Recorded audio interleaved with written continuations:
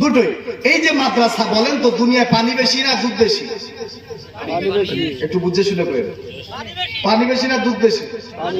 পানি বেশি। পানি দিয়ে দুধ ঘি হয় না দুধ দিয়ে ঘি হয়?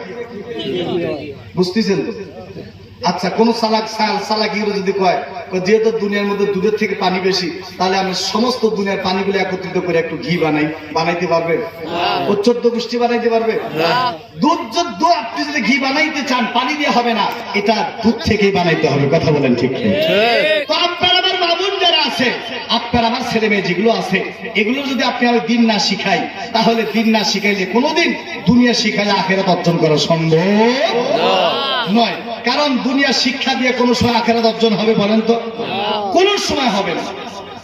আখেরাত পাইতে হলে আখেরাতে শিক্ষিত হইতে হবে। কিন্তু আফসোস হইল, আপনার আমার মেয়েগুলো, আপনার আমার মা বোনেরা আজকে রাস্তাঘাটে ঘুরতেছে বেহায়া বেলাজা বেনাংলার মতো। কথা বলেন ঠিক কিনা?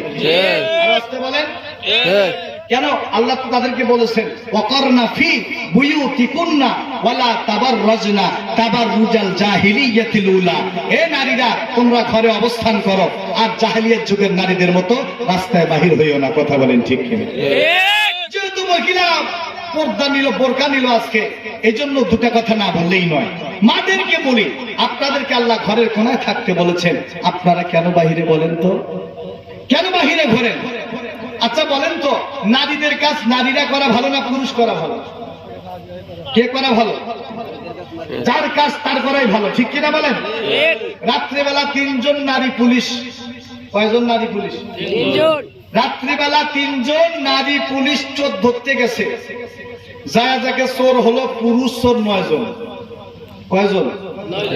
9 জন। এবার কোন তো, পুলিশ চোর ধরবে না চোর পুলিশ ধরবে?